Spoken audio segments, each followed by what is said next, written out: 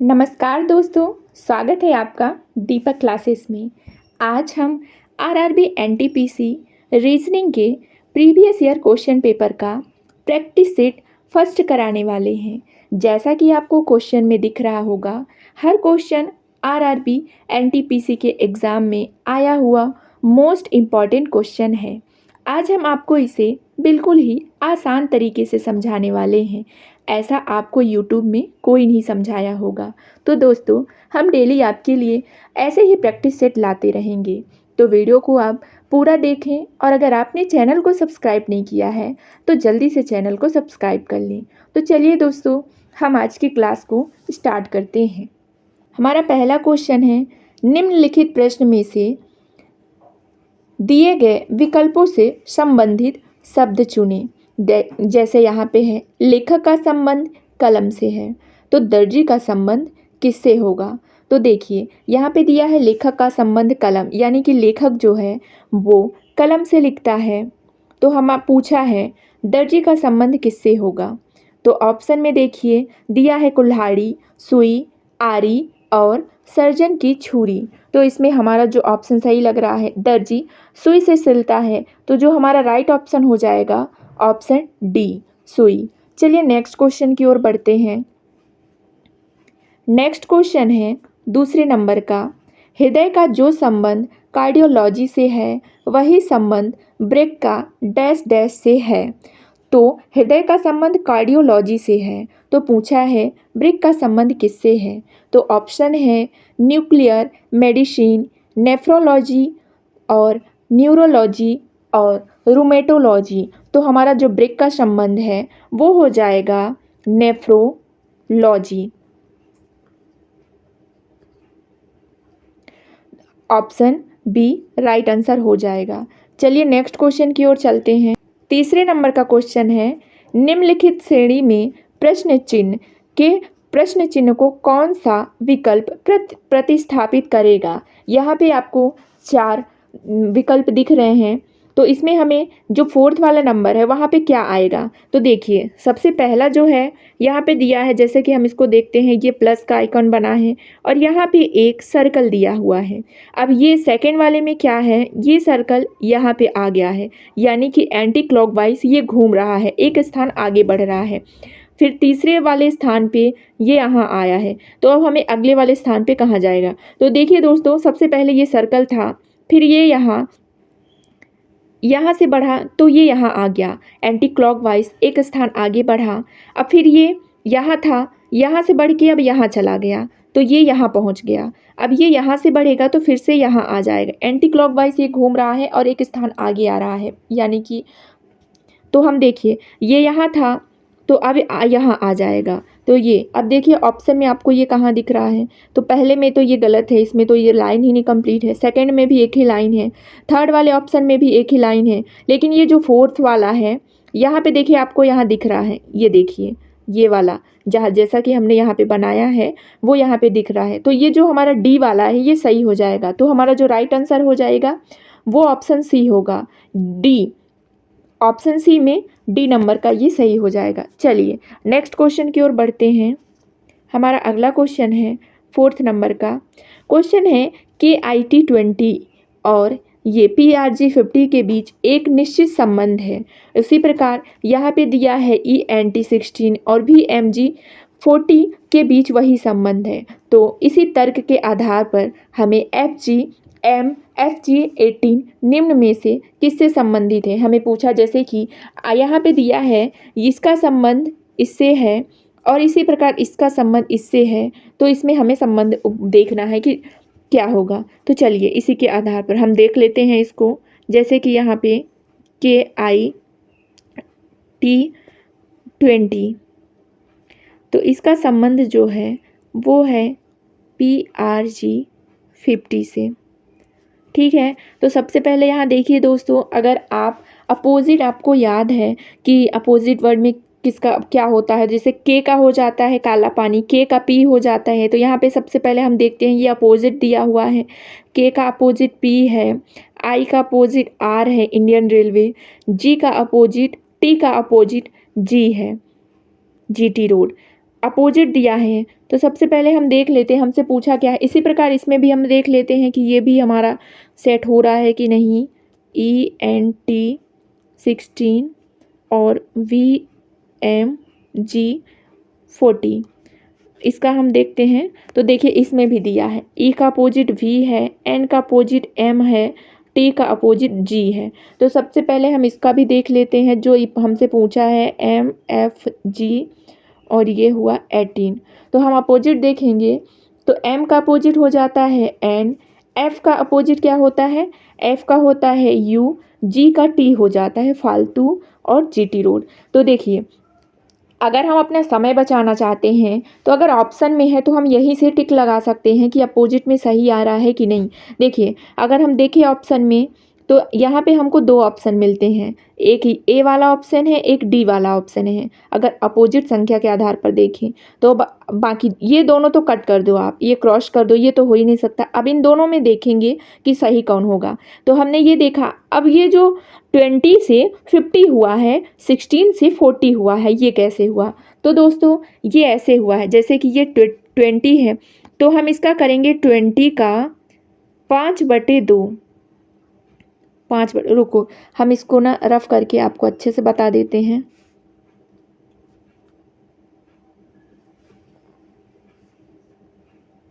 देखिए दोस्तों जैसे यहाँ पे 20 है, ये 20, तो इसका अगर हम 5/2 करेंगे तो ये 2 से 10 बार में कटेगा। आपको थोड़ा दिमाग लगाना पड़ेगा, सोचना पड़ेगा। तो ये 10 में 5 का इंटू होगा तो ये देखिए 50 आ गया। इसी प्रकार इसमें यहाँ पे 16 दिया है, 16 का 5/2 करेंगे तो ये 2 से 8 बार में कटेगा तो ये हो गया 40। आ गया ना, ये 50 और 40।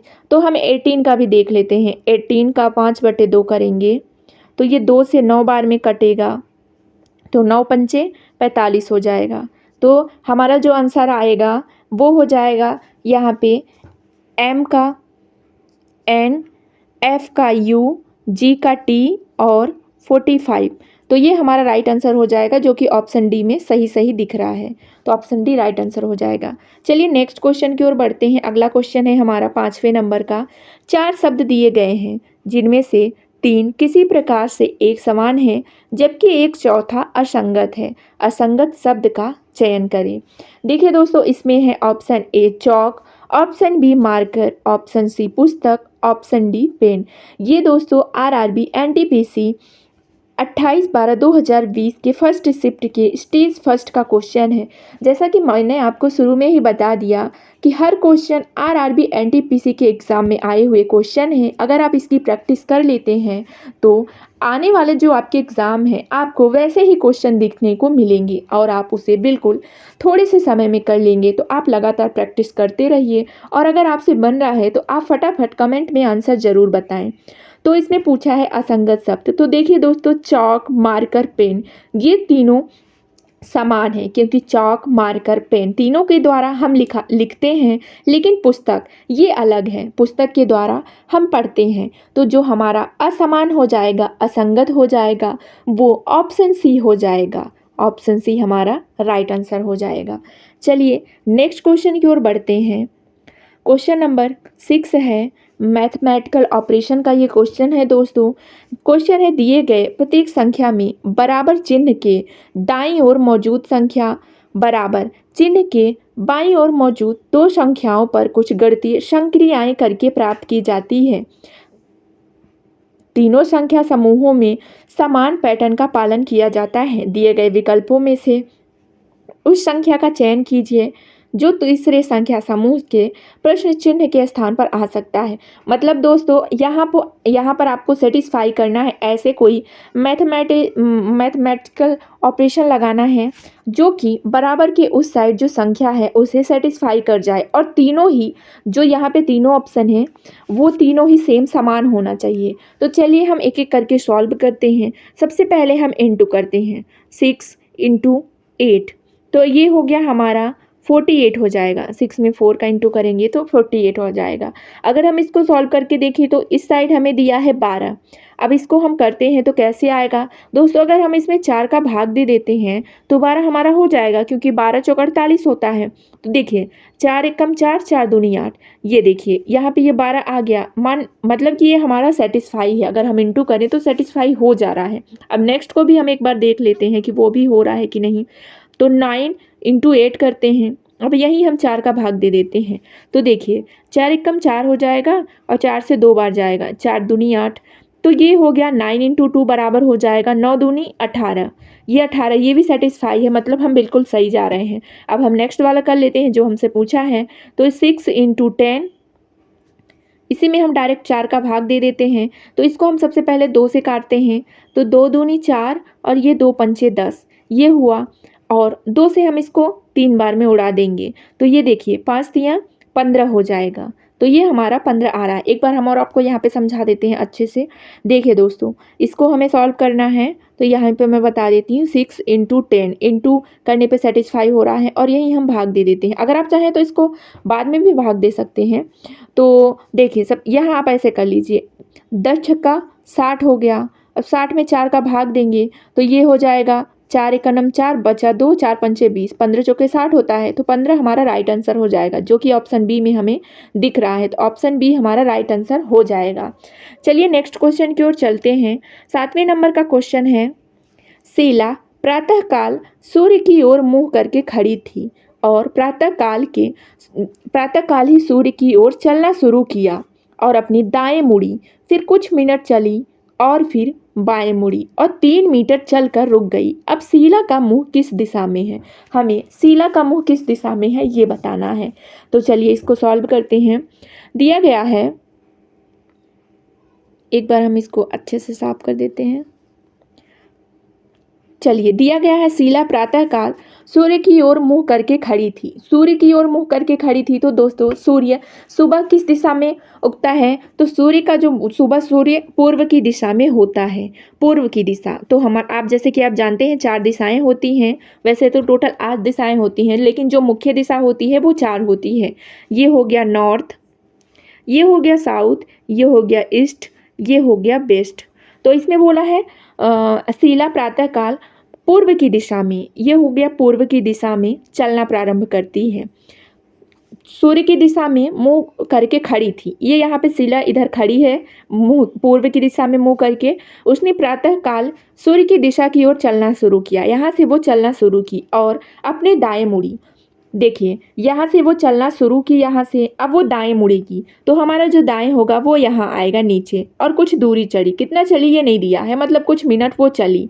दोस्तों अगर आपको दाएं बाएं नहीं समझ में आता तो आप अपना लेफ्ट हैंड जिस भी दिशा में जा रही है वहाँ पे लेफ्ट हैंड अपना रखिए और जो आपका चिकना साइड है उसे दाएं समझिए और जो पीछे का साइड है उसे लेफ्ट समझिए। अगर आप इस क्वेश्चन में देखेंगे तो आप देखिए शीला का मुंह पूर्व की दिशा में है। अगर आप अपना लेफ्ट हैंड पूर्व की दिशा में ऐसे सीधे करते हैं, सीधे करेंगे तो जो आपका राइट हैंड होगा वो इधर नीचे की साइड आएगा। चिकना साइड जो है वो नीचे की साइड होगा और जो ये ब्लैक वाला साइड है वो ऊपर की साइड होगा, वो उधर जाएगा। तो आप इधर से समझ सकते हैं कि ये इसका राइट है, ये इसका राइट हो जाएगा, ये इसका लेफ्ट हो जाएगा। तो यहाँ पे दिया है दाएं मुड़ी, तो ये यहाँ से दाएं मुड़ी, ठीक है। और कुछ मिनट चली और फिर बाएं मुड़ी। अब फिर यहाँ से अब इसका बाएं देखेंगे तो अगर आप यहाँ नीचे देख रहे हैं तो ये इसका लेफ्ट हो जाएगा, इधर साइड इसका लेफ्ट हो जाएगा और इधर इसका राइट हो जाएगा। लेकिन वो बाएं मुड़ रही है, मतलब कि वो इधर मुड़ रही है, लेफ्ट में मुड़ रही है। ये यहाँ लेफ्ट की साइड मुड़ी और 3 मीटर चली, टोटल 3 मीटर चलकर रुक गई। वो यहाँ पे अब रुक गई है। तो अब शीला का मुंह किस दिशा में है? तो दोस्तों वो यहाँ पे रुक गई है तो शीला का मुंह जो है वो पूर्व की दिशा में है। जिस दिशा से वो गई थी वैसे ही फिर से उसका मुंह पूर्व की दिशा में है, यही पूछा है। और यहाँ पे दिया भी है सभी मोड़ केवल 90 डिग्री वाले हैं। तो अब वो पूर्व की दिशा में है, तो हमारा राइट आंसर हो जाएगा ऑप्शन डी। चलिए हम एक बार आपको इसको और अच्छे से समझा देते हैं। देखिए दोस्तों दिया है शीला प्रातःकाल सूर्य की ओर मुंह करके खड़ी है, मतलब पूर्व की दिशा में ये शीला खड़ी है और उसने प्रातःकाल सूर्य की ओर चलना शुरू किया। यहाँ से कुछ दूरी चली और फिर दाएं मुड़ी, जैसा कि मैंने आपको बताया इसका दाएं इधर नीचे आ जाएगा और यहाँ कुछ दूरी चली, फिर वो कुछ मिनट चली और उसके बाद बाएं मुड़ गई। अब इसका जो बाएं होगा वो इधर जाएगा। अब वो बाएं मुड़ी और 3 मीटर चली, यहाँ से वो 3 मीटर चली। तो बोला है अब शीला का मुंह किस दिशा में है, तो शीला का मुंह जो है वो पूर्व दिशा में हो जाएगा। तो हमारा ऑप्शन डी राइट आंसर हो जाएगा। चलिए नेक्स्ट क्वेश्चन की ओर हम बढ़ते हैं। 8वें नंबर का हमारा क्वेश्चन है, मोस्ट इंपॉर्टेंट क्वेश्चन है ये दोस्तों। ये आरआरबी एनटीपीसी स्टेज 2, ये 12/6/2022 शिफ्ट फर्स्ट में आया हुआ क्वेश्चन है। बहुत ही ज़्यादा इंपॉर्टेंट क्वेश्चन है। ऐसे ही सेम क्वेश्चन आपको एग्जाम में देखने को मिलेंगे, तो आप प्लीज़ थोड़ा सा टाइम निकाल कर क्वेश्चन का प्रैक्टिस जरूर करें। तो देखिए हम क्वेश्चन को देखते हैं। रूबी और जूही बहनें हैं। कृष्णा जूही के पिता हैं। कृष्णा जो है जूही के पिता हैं। रेशमा अरविंद की माँ है। अरविंद रोही के पिता हैं। और जो रूबी का इकलौता भाई है कृष्णा का, रोहित से क्या संबंध है। सबसे पहले दोस्तों मैं आपको यहाँ बता दूँ कि यहाँ पे जो वाला जो होता है, जैसे जो का संबंध जो होता है वो, जैसे यहाँ पे आपको दिख रहा होगा, यहाँ पे बोला है अरविंद रोहित के पिता हैं, जो रूबी का इकलौता भाई है। यहाँ पे आपको दिख रहा होगा जो, तो ये जो का संबंध होता है दोस्तों वो जस्ट बाद के लिए होता है, जस्ट बाद के लिए। देखिए ये रोहित के लिए होगा। जैसे कि मैं आपको एग्जाम्पल के तौर पे बताऊं, ए बी का भाई है, ऐसे मैं आपको समझा रही हूं। जो सी की बहन है। देखिए ये, अब आप इसमें समझना, ए बी का भाई है जो सी की बहन है। तो जो ये सी है ना, इसमें जो का संबंध है ये जस्ट बी के लिए है, जस्ट बाद के लिए है। अगर यही और होता, ए बी का भाई है और सी की बहन है, तो जो और का संबंध होता वो ए के लिए होता। तो आप बस इतना ध्यान रखिए, जो का संबंध होता है वो जस्ट बाद के लिए होता है। तो चलिए हम इसी क्वेश्चन में देख लेते हैं और अच्छे से समझ भी लेते हैं। तो क्वेश्चन है कि रूबी और जूही बहनें हैं। तो देखिए यहाँ पे हम सॉल्व करते हैं। ये हुआ रूबी और यहाँ पे हुआ जूही, ये दोनों बहनें हैं। ठीक है, दोनों बहनें हैं। अगर इसके जेंडर में हम माइनस लगा देते हैं तो पता हो जाएगा कि ये इनका जेंडर है। कृष्णा जूही के पिता हैं। यहाँ पे जूही के पिता, यानी कि यहाँ पे कोई जूही का पिता है और उसके पिता यहाँ पे हो जाएंगे कृष्णा। ठीक है दोस्तों, तो इनका जेंडर हम प्लस कर देते हैं क्योंकि इसमें बोला है पिता, तो मेल है, तो ये प्लस। अभी जूही के पिता का हमें पता नहीं है तो इसको हम छोड़ देते हैं। अब आगे बढ़ते हैं। रेशमा अरविंद की माँ है। रेशमा अरविंद की माँ है। अब आगे और देखते हैं। अरविंद रोहित के पिता हैं। अरविंद जो हैं वो रोहित के पिता हैं, जो रूबी का इकलौता भाई है। जैसा कि मैंने आपको बताया जो का संबंध जस्ट बाद वाले के लिए होता है, तो यहाँ पे जो रूबी का संबंध है वो रोहित से है। तो जो रूबी का इकलौता भाई है, अरविंद जो है रोहित के पिता हैं, जो रूबी का इकलौता भाई है, यानी कि रूबी का इकलौता भाई रोहित है। ये है रूबी और इसका जो इकलौता भाई है, इसका मान लो यहाँ पे एक इकलौता भाई है, इसका नाम है रोहित।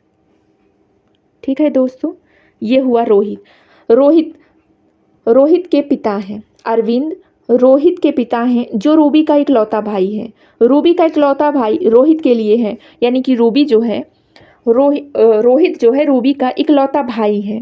अब इसमें बोला है रोहित के पिता अरविंद हैं, यानी कि ये जो रोहित है, रोहित के पिता कौन है, रोहित के यहाँ पे पिता जो हो जाएंगे वो हो जाएंगे अरविंद।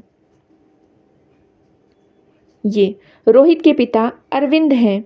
ठीक है दोस्तों, अब एक बात बताइए, रूबी का भाई रोहित है, यानी कि रूबी और जूही दोनों बहनें हैं, तो दोनों का भाई रोहित हुआ और रोहित के पिता जब अरविंद हैं तो रूबी और जूही इनके पिता भी अरविंद ही होंगे, क्योंकि ये तीनों भाई बहन हैं। ठीक है दोस्तों, ये तीनों भाई बहन हैं तो इनके पिता भी एक ही होंगे, तो इनके पिता जो हैं अरविंद होंगे, तो अरविंद जी यहाँ पे आ जाएंगे, यानी कि रूबी जूही रोहित तीनों के पिता अरविंद हैं और अरविंद के पिता कृष्णा हैं।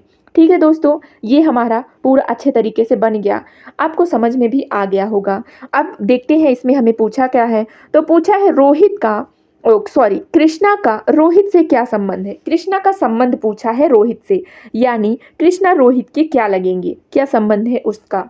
कृष्णा का पूछा है, रोहित का नहीं पूछा है, कृष्णा का। ये आपको ध्यान रखना होगा कि का मतलब किसका संबंध पूछा है, तो यहाँ पे कृष्णा का संबंध पूछा है। तो देखिए दोस्तों, कृष्णा यहाँ पे हैं और कृष्णा जो है अरविंद के पिता हैं, अरविंद के पिता हैं। और अरविंद जो है रूबी, जूही और रोहित तीनों के पिता हैं। तो इसमें बोला है कृष्णा का रोहित से क्या संबंध है, तो ये रहे रोहित। अब रोहित का कृष्णा से क्या संबंध है, मतलब रोहित के पिता अरविंद, अरविंद के पिता कृष्णा। तो कृष्णा क्या हुए, दादाजी हुए। रूबी, जूही, रोहित तीनों के दादाजी हुए, लेकिन हमारा क्वेश्चन में पूछा है कि रोहित के क्या होंगे। तो रोहित के क्या होंगे, कृष्णा उसके पिता के पिता, यानी कि दादा। ठीक है दोस्तों, अब हमें पूछा है कृष्णा का रोहित से क्या संबंध है, तो दादा हुए, यानी कि रोहित अरविंद के पिता और पिता के पिता कृष्णा, तो ये हो जाएंगे दादाजी। ऑप्शन ए राइट आंसर हो जाएगा, दादा या फिर पिता के पिता। किस प्रकार संबंधित है कृष्णा का रोहित से, कैसे संबंध है, दादा या पिता के पिता के रूप में। अगर आपको समझ नहीं आया तो चलिए हम एक बार आपको और समझा देते हैं अच्छे से। देखिए दोस्तों, देखिए हम एक बार आपको और बता देते हैं। ये हो गई रूबी, ये हो गई जूही, और दोनों बहनें हैं। कृष्णा जूही के पिता हैं, ये जूही के कोई पिता हैं और इसके पिता कौन है, कृष्णा है। ठीक है, ये हो गया कृष्णा। अब यहाँ बोला है रेशमा अरविंद की माँ है, अरविंद रोहित के पिता हैं, जो रूबी का इकलौता भाई है। अब ये रूबी, इसका एक कोई इकलौता यहाँ पे भाई है, यहाँ पे इकलौता भाई यहाँ पे मान लेते हैं, ये रोहित उसका इकलौता भाई है। ठीक है, अब रोहित के पिता अरविंद हैं, इसके कोई पिता हैं जो अरविंद हैं, ये हुए रोहित के पिता अरविंद हैं। अब क्योंकि ये तीनों भाई बहन हैं तो ये यहाँ पे पिता आ जाएंगे, चाहे तुम रोहित के पिता बोलो, चाहे रूबी के, चाहे जूही के, तीनों के पिता अरविंद हैं। अब अरविंद के पिता कृष्णा है, तो इसमें पूछा क्या है, कृष्णा का रोहित से क्या संबंध है, तो कृष्णा का रोहित से संबंध पूछा है। किससे संबंध पूछा है, रोहित से संबंध पूछा है। तो कृष्णा का जो रोहित से संबंध हो जाएगा, वो कृष्णा का जो रोहित से संबंध हो जाएगा वो होगा दादा या फिर पिता के पिता। ऑप्शन ए राइट आंसर हो जाएगा। चलिए दोस्तों, नेक्स्ट क्वेश्चन की ओर बढ़ते हैं। हमारा नेक्स्ट क्वेश्चन है 9 नंबर का क्वेश्चन है। क्यू का अर्थ प्लस है, जे का अर्थ इंटू है, टी का अर्थ माइनस है, के का अर्थ भाग है। तो हमें इसमें ये दिया गया है, इसका मान निकालना है। तो देखिए, चलिए इसको हम फटाफट सॉल्व करते हैं। यहाँ पे दिया है 52K, 4Q, 6J, 12T और यहाँ पे 8 है। अब यहीं पे हम सॉल्व कर लेते हैं, फटाफट लिख लेते हैं। यहाँ पे के का मतलब क्या दिया है दोस्तों, के का मतलब भाग दिया है, तो ये 52 भागे 4। क्यू का क्या दिया है दोस्तों, यहाँ पे क्यू है, क्यू का प्लस दिया है, +6। जे का यहाँ पे इंटू दिया है, इंटू 12। और फिर टी का क्या दिया है, टी का माइनस दिया है ये। अब इसको हम सॉल्व करते हैं। तो दोस्तों, बॉडमॉस के रूल के हिसाब से हम सॉल्व करेंगे। तो सबसे पहले हम ऑफ करते हैं, फिर ब्रैकेट करते हैं, फिर डिवीज़न करते हैं, फिर मल्टीप्लाई करते हैं, फिर एडिशन करते हैं, फिर सब्सट्रैक्शन करते हैं। तो यहाँ पे हमें ऑफ और ब्रैकेट नहीं दिया है, तो हम यहाँ पे डिवीज़न सबसे पहले करेंगे। तो मैं आपको अच्छे से बताती हूँ। तो देखिए, 52 डिवीज़न, इसको हम भाग दे देंगे 4 से, और प्लस इसके बाद हम इंटू कर देंगे, तो यहीं पर हम कर देते हैं। तो ये हो जाएगा 12 × 72 हो जाएगा, -8। ये 4 से इसको भाग देंगे तो 4 × 1 = 4, 4 × 3 = 12, 13 × 4 = 52 होता है, ये हमारा आया। अब यहीं पे हम इसको देखें तो यहाँ पे आगे हम आपको बता देते हैं, 13 + 72 - 8 ये आ गया। अब इसको देखते हैं, अब इसको हम इसको पहले प्लस करते हैं, फिर इसमें माइनस कर देंगे। तो 3 × 2 हो जाएगा 5 और 7 × 1 = 8, 85 आया। 85 में 8 जाएगा तो हमारा जो आंसर आ जाएगा 77 हो जाएगा। ये हमारा राइट आंसर हुआ 77। ऑप्शन डी में दिख रहा है, तो ऑप्शन डी हमारा राइट आंसर हो जाएगा। चलिए नेक्स्ट क्वेश्चन और आखिरी क्वेश्चन को देखते हैं। आरआरबी ग्रुप डी में आया हुआ क्वेश्चन है ये, 11/10/2022 शिफ्ट सेकंड की शिफ्ट में क्वेश्चन आया हुआ था। इसमें दिया है निम्न में से कौन सा अधिवर्ष नहीं है। दोस्तों, अधिवर्ष का मतलब होता है लीप ईयर। क्या होता है, लीप ईयर होता है, लीप ईयर होता है। तो लीप ईयर होता है कि जिसमें 4 का पूरा पूरा भाग चला जाए। यदि कोई वर्ष दिया रहता है, जैसे कि 1 1999, अगर इसमें हम 400 का भाग देंगे तो 4 का भाग देंगे वो चला गया तो लीप ईयर होगा। लेकिन यदि शताब्दी वर्ष होता है, अगर जिनके लास्ट में 2 जीरो होते हैं वो शताब्दी ईयर होता है, तो शताब्दी ईयर में हमें 400 से भाग देना पड़ता है। तो अब यही होता है लीप ईयर। तो चलिए हम इसमें पूरा शताब्दी ईयर दिया है तो हम 400 का भाग देंगे। चलिए हम जल्दी से भाग दे के चेक करते हैं कि कौन सा लीप ईयर नहीं है। तो देखिए जैसे हुआ 8800 यहाँ पे दिया है, इसमें हम 400 का भाग देते हैं तो ये 2 जीरो से 2 जीरो उड़ गए। अब 4 का भाग इसमें पूरा पूरा चला जा रहा है। सेकेंड वाले को देखते हैं, इसमें दिया है 4800, इसमें 400 का भाग देंगे, देखिए ये भी चला गया। 4 एकम 4, 4 दूनी 8, ये भी चला गया, मतलब ये दोनों लीप ईयर हैं। नेक्स्ट को हम देखते हैं, जैसे ये 2600 है, इसमें हम 400 का भाग देते हैं ये, तो इसमें 4 का भाग नहीं जाएगा दोस्तों, 400 का भाग नहीं जाएगा। देखिए 4 एकम 4 और 2 बचा, तो 4 संग 24, 24 ही हो रहा है, 2 शेष वाले इसमें बच रहा है तो नहीं जाएगा। अगर डी वाले में देखें तो डी वाले में हम 400 का भाग देंगे, ये भी 400 का भाग चला जा रहा है। 4 एकम 4, 4 सत्ते 28, ये चला गया, मतलब किस में नहीं जा रहा है, ये ऑप्शन सी वाले में 400 का भाग नहीं जा रहा है। तो हमारा जो राइट आंसर हो जाएगा ऑप्शन सी हो जाएगा। तो दोस्तों इस प्रकार हमने एनटीपीसी आरआरबी एनटीपीसी के एग्ज़ाम में जितने भी प्रीवियस ईयर के क्वेश्चन थे वो सारे मोस्ट इंपॉर्टेंट थे रीजनिंग के। टोटल 10 क्वेश्चन हमने इसे जल्दी से किया, आप भी इसे प्रैक्टिस करें। और दोस्तों आप लोग कमेंट में आंसर ज़रूर बताएं, ज़रूरी नहीं है कि आप क्लास ख़त्म होने के बाद बताएं। अगर आप ये क्लास देख रहे हैं तो आप क्लास चलने के साथ साथ ही फटाफट आंसर कमेंट में करें। दोस्तों ये छोटी सी क्लास है, आप कि प्रैक्टिस के लिए मोस्ट इम्पॉर्टेंट हो सकती है, तो आप इसे ज़रूर देखें। वीडियो पसंद आई हो तो लाइक करें, और अगर आप चैनल पर नए हैं तो चैनल को सब्सक्राइब करना ना भूलें। Thank you.